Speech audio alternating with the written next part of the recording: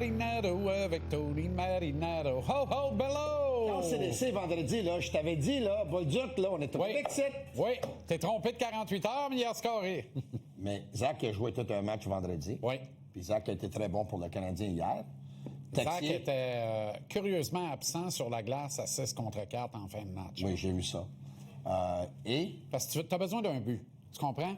Un, il est grand, il est gros, il peut faire écran devant le filet, mais en plus, il est capable de le mettre dedans. C'est un poison dans un rayon. D'accord avec toi à 110 %. Aussi, faut reconnaître quand il y a un gars qui sait sa game qui joue bien. Oui, exact. Il avait marqué. Exact. Puis vendredi, il avait super bien joué pour le Canadien. Hier, il était le meilleur de son trio. Et je ne dis pas ça contre Texier, qui est pas mon favori, mais les deux matchs de Texier en fin de semaine sont très corrects. Celui de vendredi, particulièrement, une très bonne note pour Texier. Il a fait la job, il a pas fait mal à l'équipe.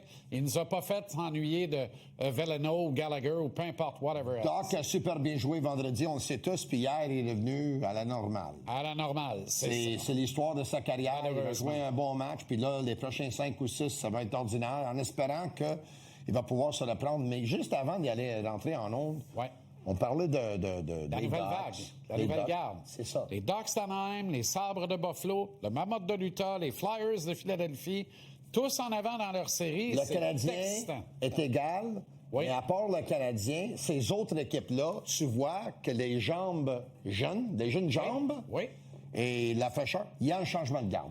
Il y a un changement de garde. C'est devenu une ligue de jeunes. Tout à fait. Et le Canadien devrait être à 3-1 dans cette série-là. Est-ce que c'est une défaite? Ça dépend. Devrait, oui, je pense que oui. Moi, je pense que 2-2, c'est... Tu mènes 2-0 dans le match numéro 4. Oui. Indépendamment des 3 premiers matchs. Moi, en vertu du match d'hier, tu mènes 2-0 dans le match numéro 4.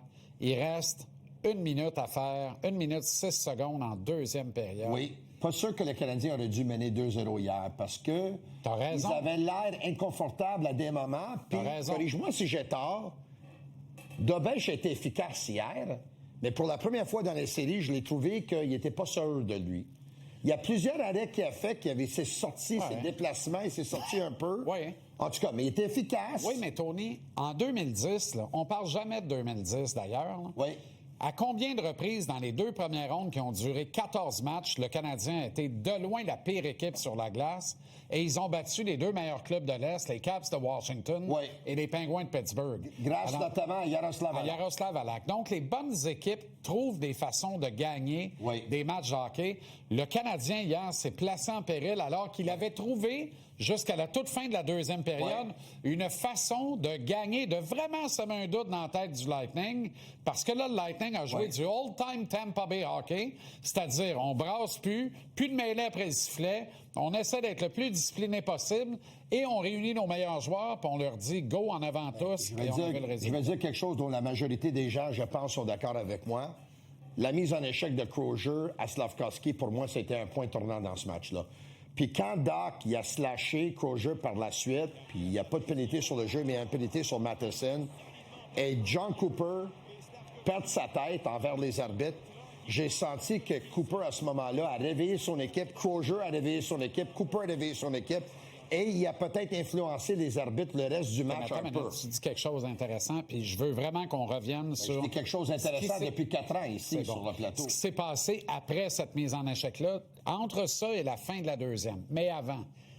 Pas de pénalité sur Crozier là-dessus, mais une pénalité à Jake Evans contre Kucherov qui était pleinement méritée tant qu'à moi, une mineure. D'accord avec toi. C'est un double échec. C'est un double échec. Mais dans le cas de Crozier, excuse-moi, le premier contact, reprise au ralenti, est clair, ça circule partout sur les réseaux depuis hier soir. Le premier point de contact, c'est la tête. Les 2 lames de Crozier quittent la glace et en plus, il se projette clairement vers l'avant pour assommer Juraj Slavkovski. Pas de pénalité, même pas un petit 2, ça vaut la peine. Pour moi, mise en échec légale. Légal? Moi, je l'ai pas vu comme toi, puis je vais t'expliquer qu'est-ce que moi j'ai vu. Le gars, il vient pour donner une mise en échec. À la dernière seconde, Slavkovski plie les genoux, il se baisse, le gars, il peut pas arrêter, il va faire contact avec Slavkovski. Son épaule, évidemment, son épaule va frapper la tête. Qu'est-ce que tu veux? C'est à la dernière seconde. Le gars, si Slavkovski était droit, il est debout, est-ce qu'il frappe sa tête? Puis pour moi, les pieds ont pas levé de la glace. Ils l'ont juste fait après avoir donné la mise en échec. Le momentum après la mise en échec, ses pieds... Ça témoigne d'un élan vers l'avant pour frapper. Je veux dire, pour moi, c'est mise en échec. Pour moi, il y a une pénalité. Mais là-dessus, on n'a pas vu Slav se faire geler open ice hit comme ça au centre de la glace. Première année. Depuis la deuxième année, 23-24, jusqu'à Noël, il le faisait encore. Oui. Est-ce que ça veut dire qu'il n'est pas tout à fait remis de la droite de Brandon Hagel? Le gars n'a pas toute sa tête, n'a pas toutes ses capacités, parce que hier, on a vu un gars qui ne s'est pas protégé, ce qu'il faisait à merveille depuis 2 ans maintenant. Alors moi, je suis inquiet de dans quel état il se retrouve depuis la droite de Brandon Hagel, Tony. Je te dis que depuis la droite de Brandon Hagel, il n'y a pas un impact sur les matchs. Ah, il n'y en a pas, c'est clair. C'est pas le slap maintenant. Il y a beaucoup de joueurs qui n'ont pas un impact sur les matchs en ce moment parce qu'on réalise, puis eux autres réalisent, mais nous, on savait déjà que le hockey des séries éliminatoires, c'est pas le même que la saison régulière. Exact. Bravo à Cole Caulfield qui a marqué un but, un avantage numérique hier, qui s'est dit, OK, moi, je dois aller devant net, puis blablabla. Il a pris avantage d'une opportunité, il a marqué. Mais Caulfield, à part ça, là, il a l'air étouffé. Tony, si on jouait 82 matchs de saison à l'intensité qu'on voit là actuellement, Caulfield ne marquerait pas 20 buts par saison. Puis il ne ferait pas 8 millions par année. Oublie ça. Écoute, Puis il en marquerait 20-22, puis le 3/4 avec un homme en plus. Et pourquoi Brandon Hagel marque en ce moment? Parce qu'il va là où est-ce que tu dois payer le prix. Il a tout le temps le nez dans la moutarde. Tout le temps le nez dans la moutarde. Le gars est de loin il a le peur meilleur joueur de cette série-là. C'est même pas proche. Là. Toute la ligue. Les autres, c'est comme tous ses enfants. Il a 4 matchs arrêtés. C'est fou. C'est un des plus petits de la gamme. Écoute, c'est toute une série. Je reviens à ce que je voulais te dire tantôt. Quand ça arrive à Slav, il reste une couple de minutes en deuxième période. Oui. Évidemment, on marque le deuxième but. Radish l'a maudit dans les estrades. Il faut marquer le troisième là. On échoue, mais on a essayé correct. Après, Slav se fait arracher la tête. La nature humaine étant ce qu'elle est, là. Moi, là, Tony, là, on est ensemble, puis toi, tu es sur la glace, puis il t'arrive ça, puis je te vois partir dans la chambre, un œil qui regarde à gauche, l'autre qui regarde à droite, puis tu as besoin d'aide pour te tenir debout.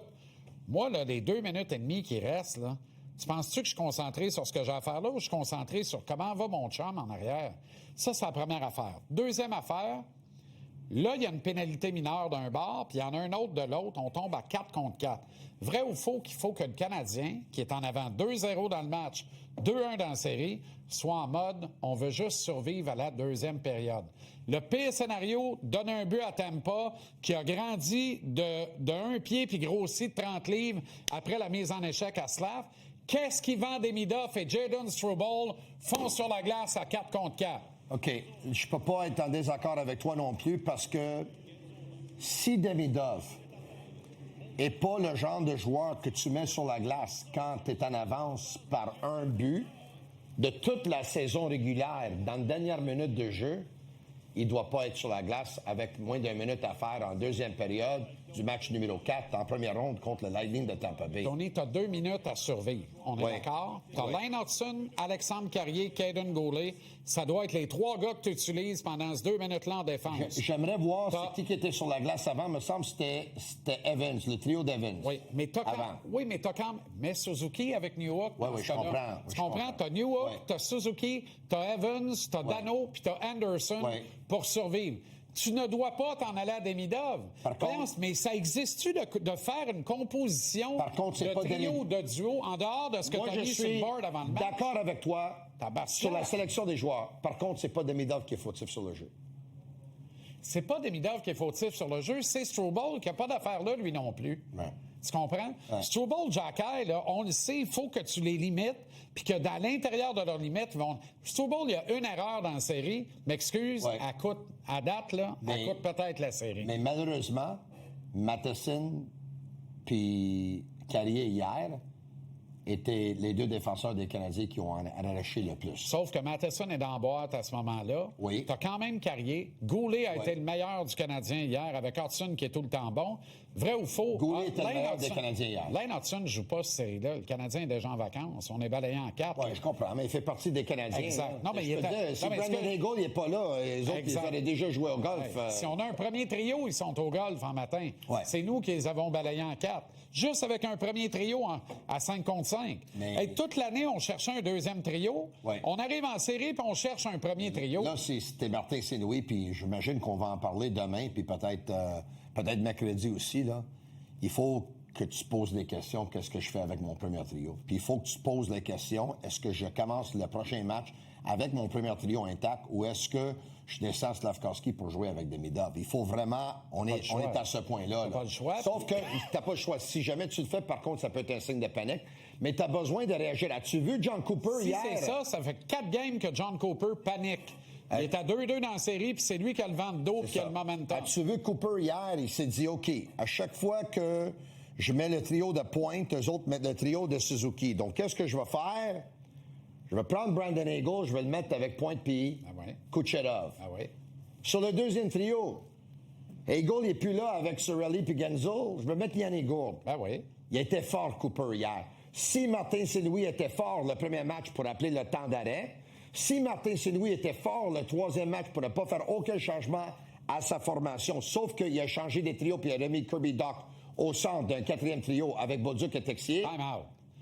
Il ne Cooper voulait, était fort hier. pas toucher au trio Dano et Anderson et Evans. Il ne voulait pas toucher à son premier trio. Demidov sur le deuxième trio. Es-tu d'accord avec moi que le trio de Doc, avec Doc au centre, c'est le trio des Tuski? Ouais. C'est le trio, je prends les trois qui restent, je les mets ensemble parce qu'anyway, je veux absolument pas faire jouer Veleno ou Gallagher. Es-tu d'accord avec moi? Qui a eu la main heureuse? Oui, mais On tu es crachera d'accord pas dans avec ça. toi? Est-ce qu'avec moi, qu'à part Martin Saint-Louis, puis maman puis papa Doc, tout le monde voulait retrancher Kirby de la Ah oui, formation. absolument, vendredi. Il absolument. faut donner à César qu'est-ce qui appartient à César. Absolument. Martin Rendons-lui Saint-Louis, ses il a cotons. vu juste. Bravo à lui qui lui a fait la vote de confiance. Mais on va voir s'il va faire la vote de confiance toujours à ses joueurs pour le prochain match. Ben, c'est parce que À un moment donné, tu as besoin des gens fraîches aussi. Voilà. hein. Puis c'est bon pour Minou, ça devrait être bon pour Pitou, là. Tu comprends? Tu sais, Cooper apporte des changements continuellement. Martin a dit quelque chose de intéressant, mais inquiétant. Il a dit, moi, là, quand je jouais, là, les matchages de ligne, j'haïssais ça. Bon, embarquer sa glace, m'en faire sortir au bout de 8-10 secondes. Là. Ouais. Il dit, c'est un killer pour moi, ça me rendait fou.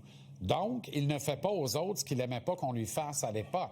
Ouais. Mais est-ce qu'il est conscient que c'est comme ça que tu gagnes en série éliminatoire? Oui, mais- Parce que Cooper a prouvé qu'il est capable de gagner en faisant ça, puis il l'a prouvé encore hier. Sauf que si je suis entraîneur puis j'ai Martin Saint-Louis dans son prime dans mon équipe, j'ai pas peur, je peux te liser contre n'importe qui tellement il était bon. hein. Pourtant, il se faisait retirer continuellement, puis il n'aimait pas ça. Non, mais tu comprends le point? Tu sais, c'est à un moment donné, là, ce que tu n'aimais pas comme joueur, tu dois comprendre que ça t'a fait soulever une Coupe Stanley quelque part. Oui. Pareil. Par contre, tu vas voir qu'il va matcher des trios à Tampa. Ah oui? Oui. Ah bon? Fait que dans le fond, il va matcher sa route, mais il ne matchait pas à domicile. À domicile, il a vu que Cooper était proactif puis il a essayé de rentrer dans un rythme. Écoute, il a pris une chance, c'est sûr. Mais la série, où est-ce que je pensais que la série allait être après 4 matchs? Là? C'est 2-2. Là. Est-ce que Kapanen joue ou pas? Je pense que Martin va toujours faire confiance à son équipe, mais Kapanen ne m'a pas impressionné à date. Grazie, bello. Grazie a te. Ciao. Arnaud Gasconadon, au retour, on parle de NFL et de LCA.